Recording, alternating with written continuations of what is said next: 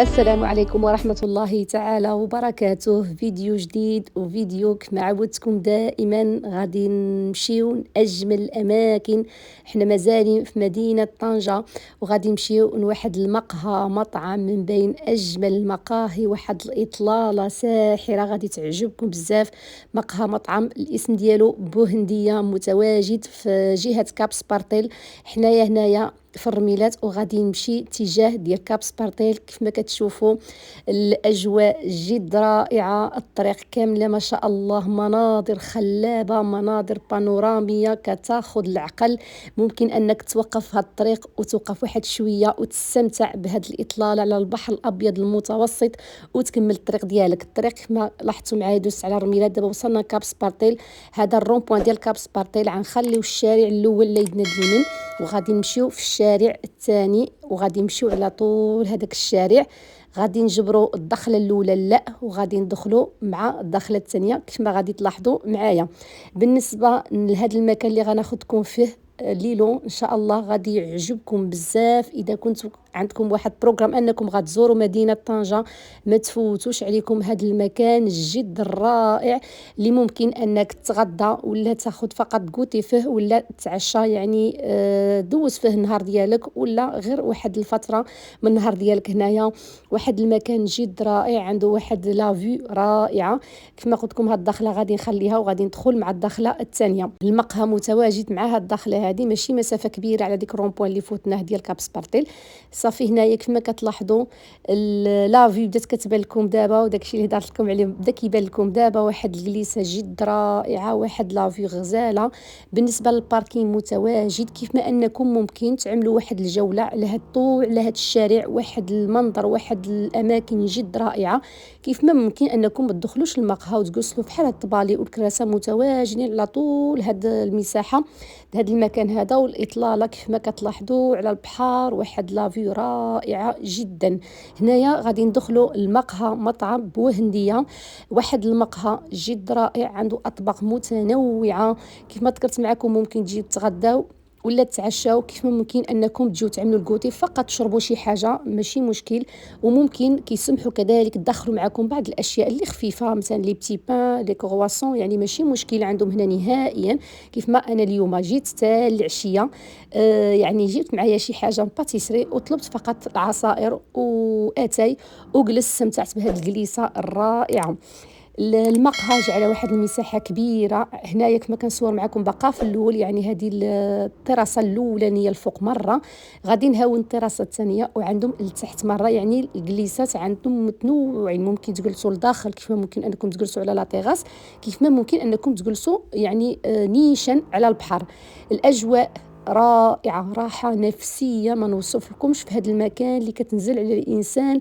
واحد لافي من هنايا جد رائعة. الفيديو كما كنذكر معكم دائما ما كيعطيش الحق ديالو كما الواقع. المكان عائلي، كتجبر غير العائلات هنايا، يعني المكان جد نقي، ما تخافش على وليداتك نهائيا. كيف ما ممكن انكم وليداتكم يهودوا هنايا يتبردوا شويه، كيسمحوا المقهى كيسمحوا كذلك انكم يعني وليداتكم يهودوا يتبردوا واحد شويه وانتم جالسين تستمتعوا بهذه الاطلاله الرائعه. كيف ما ذكرت معكم المقهى على مساحه كبيره، عنده لافي من الفوق ومن التحت، وكذلك يعني عنده الداخل اللي كيبغي مثلا يجلس لداخل حتى هي متواجده الجليسات لداخل كما غادي نصور معكم.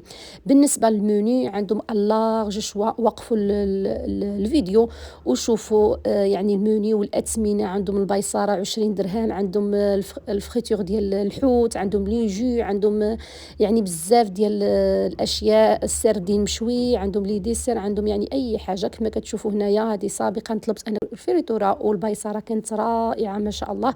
اليوم فقط جيت بحال اللي قلت لكم غادي نعمل غير واحد جليسه خفيفه هنايا. جيت حتى العشيه تقريبا الغروب، جيت معايا داكشي من الباتيسري وطلبت فقط الجو دورانج واتاي هنايا وجلسنا واحد شويه. المكان جد رائع كما ذكرت معكم، كيستحق انكم تزوروه. كان عندك في البروغرام ديالك انك غتزور مدينه طنجه، ما تفلتش عليك هذا المكان الرائع.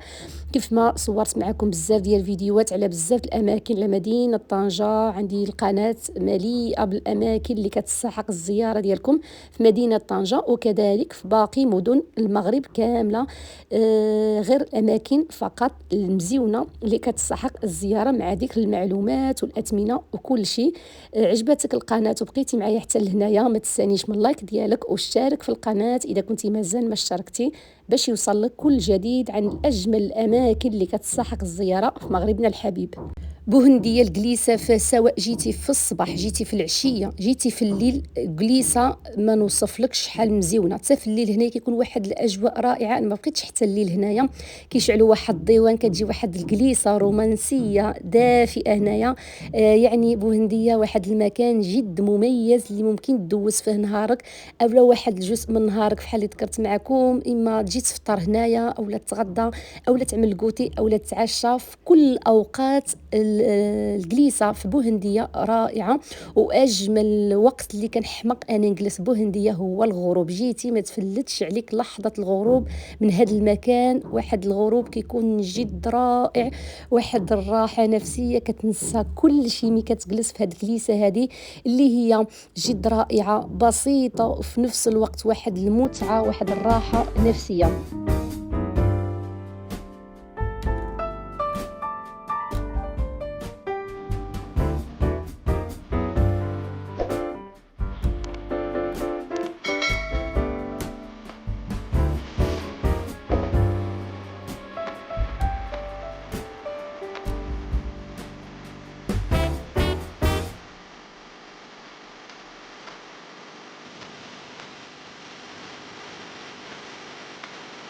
المهم حاولت انني نصور لكم مقهى المطعم بكل الاماكن اللي ممكن تجلسوا فيهم، كذلك الاطلالات. اي سؤال مرحبا في لي كومونتير، نجاوب اي واحد على اي تساؤل. وهنايا غادي يكون الفيديو اشرف للنهايه ديالو. شكرا للمشاهده، وانتظروا مزيد من الفيديوهات. كيف ما ممكن تعملوا دويره في القناه، غادي تلقاو بزاف فيديوهات اللي غادي يعجبوكم بزاف. شكرا والى اللقاء.